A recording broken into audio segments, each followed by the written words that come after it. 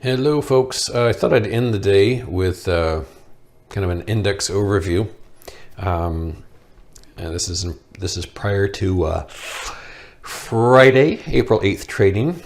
And of course next week will be a shortened week. We've got a 4-day week because Friday's off. Anyway, let's just thumb through these in alphabetical order. I'll have more to say on some than others. Others I'll have virtually nothing to say. Starting off with the Dow Jones Composite. There's 15 of these total. Here we have it, and we zoom in, and it's not that clear a chart. The only little thing going for us is that we got a gap between Tuesday and Wednesday. Actually, was it? Yeah, Tuesday and Wednesday. This gap right here. I put a little line. Not particularly meaningful, but if it sticks, good. We could use it. But it's a nice little price gap. This is a very sloppy top, though. It's a tough read.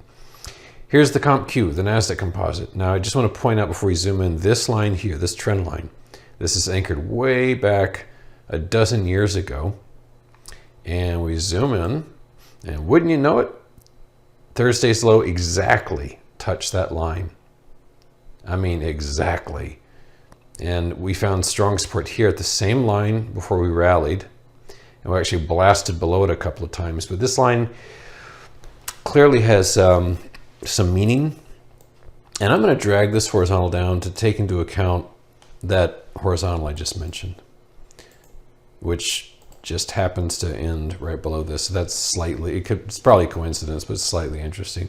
But once again, it's feeble, but it's all we've got right now. You can see what a clamped little range we've got cooking. On the one hand, we've got our price gap. On the other hand, we've got this supporting trend line. But this is less sloppy than the other top. We could actually tease out some kind of pattern from this like so. So we'll leave that.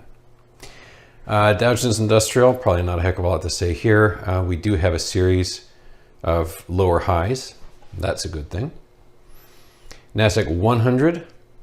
Now, we've got a line here too. I haven't looked in advance. Now, we're still above that by a goodly amount. Similar to the Comp Q, we have this topping pattern here, which is about 90% done or so. And what would be ideal is to stay below this line. I like these ranges. It tells us what we're working with. Here's the OEX, the S&P 100. Kind of the same shtick. There's our gap, and there's major support down here, which was, in this instance, way back at the Feb 24 bottom. My old favorite, the Russell 2000, the small caps. We can see the Great Financial Crisis top here, the diamond pattern preceding the COVID crash here, and most recently, this long range, which was finally broken after about a year in middle January, and we have been banging around that range ever since. And most terrifyingly, got right back up to it on the 29th at the terminus of that wretched March 14 to March 29 lift. And we've burned off almost all of it already. But we got to break this to get things really cooking, because there is nothing holding it up. There's just precious little in the way of consolidation.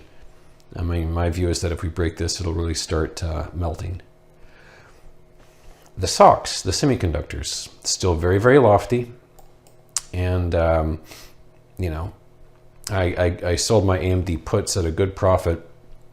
And I'm paper handsing my NVIDIA puts right now. This is pretty beaten down. Past 2 days, suggesting it's kind of done selling, but messy pattern. Very hard to read. The SPX, the S&P 500. Sorry for all these hard to read charts, but that's just the nature of the market right now. It's really just grappling with itself. I'll put a line down here as a kind of a top marker. And once again, this pattern's far from complete. I mean, the only thing you can really say about it is that This March 29 high was another lower high. So lifetime high, lower high, lower high. Although it kind of spoiled this lower high here. The transports. Now this has been falling really hard.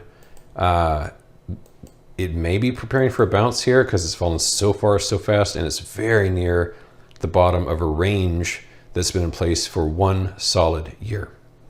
Plus you got this kind of hammer candlestick going right there. So I wouldn't be surprised to see that bounce. Dow Utilities, you know, not much to say. You can see even from this tremendous multi-decade distance. I mean, this is literally my lifespan in one chart here, and we are at the tippity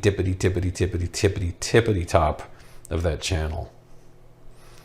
Volatility, this took a tumble today. We're still in the 20s, and my little sine wave here I've left, I think it's pretty cool, in very crude terms, showing the general areas of diminishment and ascendancy over the past 7 years or so.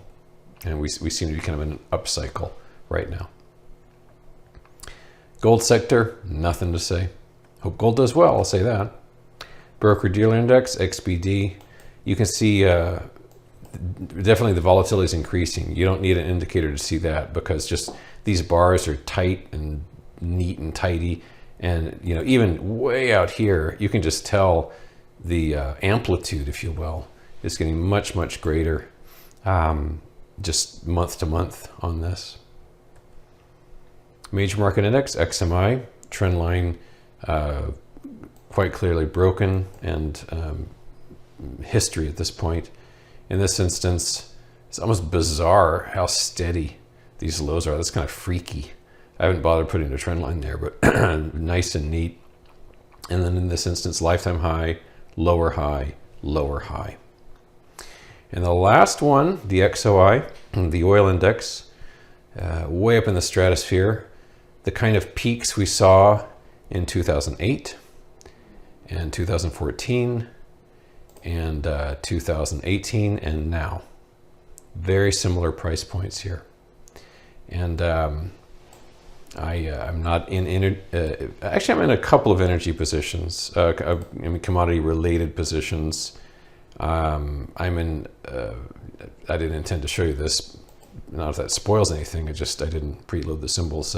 I'm in a APA corporation, and something else which is not leaping to mind right now, but hardly matters. Finances where most of my shorts are, but regarding XOI, it's just, you know, very tough to read. It's just, gee, it's really high. That's kind of the extent of my analysis on that one. Anyway, that's it. Hope we have a good Friday together, and I will see you then.